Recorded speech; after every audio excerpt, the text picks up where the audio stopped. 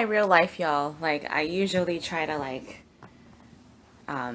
fix my background and stuff so that when you look at the video, you're like, oh, her house is so nice and put together. And there's a candle burning in the back and flowers strategically placed, so it looks so beautiful and inviting. Not today. I wanted to just do a recap on what's going on for our homeschooling and how our planning is going.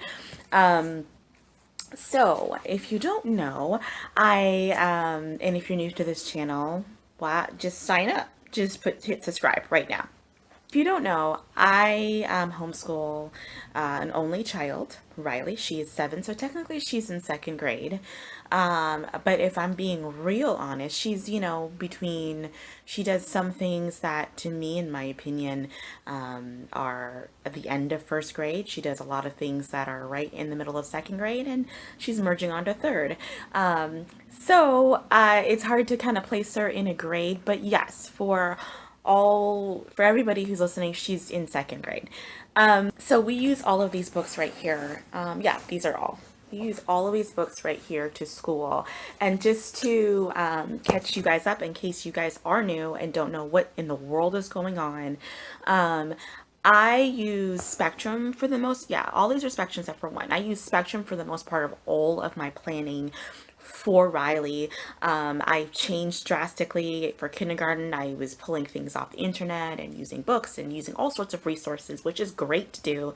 For first grade, I did that again, and then I started doing Spectrum on the end of first grade, and now second grade, I primarily am just doing all Spectrum, and I fill in if needed. But Spectrum to me is very comprehensive, enough so that I don't think I need to pull from other resources quite often.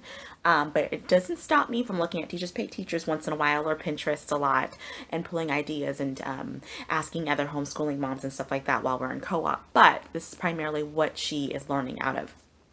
Okay, so what I do is write her plans down in this right here. So it's just a regular old, book from Staples. And again, I used to type it all up on the computer, write it out, put it in sheet protectors, put it up on the wall. Da, da, da, da, da. You can do that, and I think it's wonderful. I actually like that. But I switched to this because I was finding that I had to make a lot of corrections, or if we didn't get through a lesson, I'd want to add it to the next days, or sometimes we would get through our lessons and then we would add another subject onto the end of our day because she wanted to learn about this, that, and the other, and I'd add it and write it in pen or pencil, and I don't like the messy look. So with this, I can easily erase or add, and I'm not freaking out if it doesn't look beautiful. That's not the point. The point is just giving me a guide. So what I do is write down what we're doing on a daily basis. Ideally, I would plan once a week, like on a Sunday night or whatever, or Saturday night if I'm way ahead of the game. I would plan Monday through Friday for the whole week, and everything would be laid out and ready to go. To be honest, that's not happening. I've been planning the night before for the next day, just because just the busyness of life and things that are going on. That's okay. I'm going to try to. Tonight we have dance class, so it's about a little over an hour. So she's in dance the whole time, so I can take my books with me to the dance class outside while I'm waiting with the other parents, and I can sit and plan for the weekend. That's kind of what I'm going to try to do then. But how it's going pretty well, but I just wanted to just catch you guys up and just the reality of it. This is how our days look. So what I do is I plan for the week and I change it kind of according to what's needed. If she needs a little bit more time on a specific science lesson, or need to reread the geography passage again, we do that, and I write it in just to remind me for the next day that, hey, we actually need to review that geography lesson we did yesterday before we answer those questions. So that's what it is. So I'm very laid back and kind of relaxed. I did a video talking about how I'm definitely a relaxed homeschooler. This year has really just, taught me just to kind of relax with it. I mean, not all the way back, but relax a little bit with it, knowing and understanding that she is going to learn. Especially this year, we just have things on our plate. We have things going on. I planned on doing 5 days a week, but it's kind of turning out to be 4 because of the co-op. The co-op takes up like 4 hours of our day, and she's learning there and she's interacting and she's having a good time there. And I count that as a school day when we do go. So that's it. So that's where we're at. If you have any questions in terms of, I guess, planning homeschooling, or why I'm doing this specifically like this, or what I am planning on a regular day, if you can read that, it's probably backwards, isn't it? But what that says is prayer and then copy writing practice. So what I did is I want to really focus this year on having her know how to spell words correctly, not just phonetically, but correctly. So we're working on the days, the months, the seasons, I think.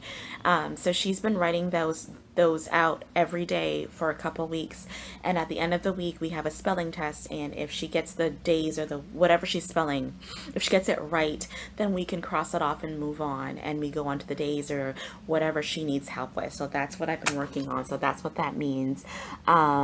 What's it say? Spelling page 28 to 29. So we have some out of this book right here. We have some spelling lessons.